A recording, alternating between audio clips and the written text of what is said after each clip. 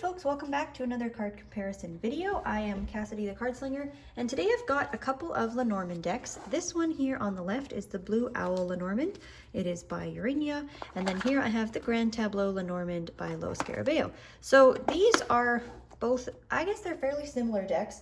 When I'm looking at buying a Lenormand deck, for me, what I need is playing card insets. I don't know about anybody else, but there are so many Lenormand decks on the market that don't have the actual playing card inset on them anymore, and I'm not drawn to working with those. I really like to have that inset. I've read playing cards for longer than I've read Lenormand cards, so for me that is really quite important. I'm also not particularly interested in, well, for the most part to date, super illustrated decks. I mean, these are about as illustrated and colored as I get, so I thought they would make a good comparison video because we even do have some that are, you know, facing different directions and such. So I'm going to go ahead and do a flip through comparison. Just quickly, the box is here. So score 1 for the Grand Tableau deck. It's got a really nice hard 2-part box, which is, I think that is an excellent style because it keeps the cards nice and safe. This has been the deck that has lived in my purse for years and it has gotten very banged up, but the cards are still in pretty darn good shape. So I really like both of these decks. This has been my purse deck for a long time. I just got this deck, I don't know, 3 or 4 weeks ago, and it has replaced this deck, particularly because the box is a little bit more hardy. So let me go ahead and I'll flip the camera here and I can show you as well the little books. So this is for the Blue Owl deck. It's all in German there, and then the Lo Scarabeo deck did come with a little white book, and it's in multiple different languages. So anyways, let me just adjust my camera here and we'll get into the flip through. Okay, great, that's better. So quickly, just to show you guys the backs of both of these cards. So this would be reversible if you read them reverse. This one, of course, is not. And then if you look at the size, the Grand Tableau Lenormand is a little bit skinnier, and it's also a little tiny bit longer. Very, very similar cardstock though. Both of them pretty much, you know, similar playing card type style cardstock. All right, let's get into the flip through and I'll show you all of the cards.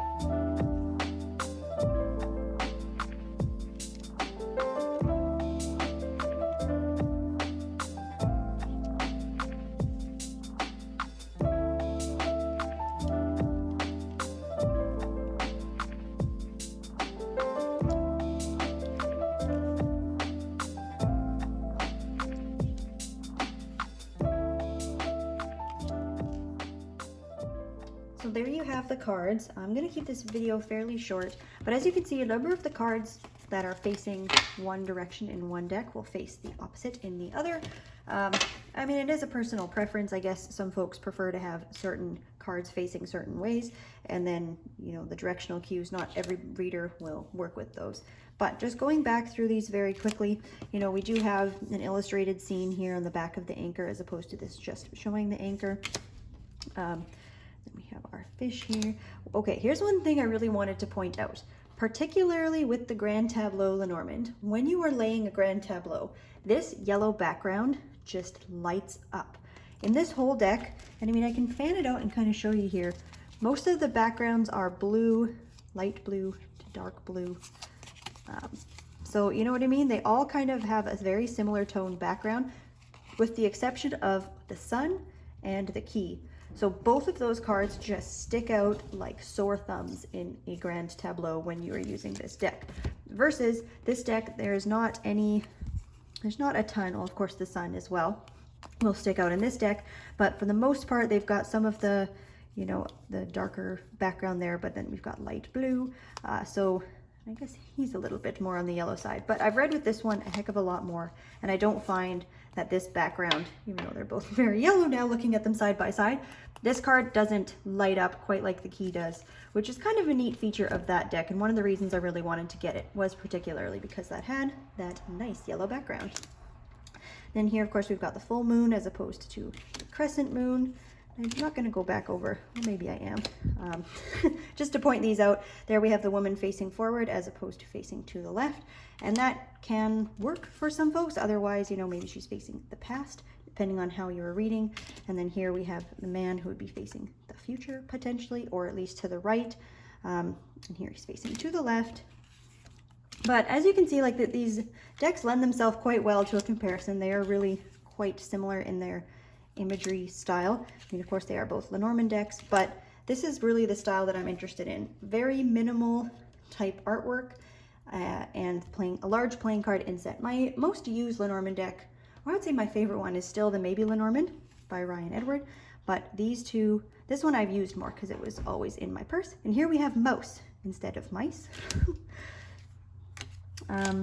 Yeah, but I don't know that there was really anything else that I wanted to point out in particular. Again, we've got the dogs facing both ways, so for readers who use the directional cues of the cards. And there we've got two storks, one in flight as well. The stars, bears look a little bit different. Yeah, and then again, so we've got the child facing left as opposed to facing towards us. And here we have, a lot of times in books, you'll see the birds, the birds or the owls. And there we go, that would be why. Our whip, our scythe, our bouquet. Yeah, I think that for the most part, that was all I had to really point out. We do again here, the snake is facing opposite direction, as well as the playing card inset is, at least the top half of her, is facing the other direction. We do have both of the clouds with the dark side on the right and the light side on the left, if you work with that as well in your readings. A nice big house on this side. I mean, that's a nice house too, but we're heading into mansion status over there. But yeah, these are both super lovely decks. Again, I like this one because it has the harder box on it in the back, if you are someone who's traveling around with your decks a little bit more. And I like this clover, I like the simplicity of it, and I like that it has the stamping there on the bottom. Got the riders going in opposite direction, and then yes, we have our cross. So quick video today, just wanting to showcase both of these decks. They are both lovely. At the time of filming this, they were both available, at least on Amazon, relatively accessibly. This one I think was less, I think it was like $18 Canadian. So the nice thing about Lenormand decks is sometimes they are inexpensive, but really good small sized cards. I do really enjoy both of these decks.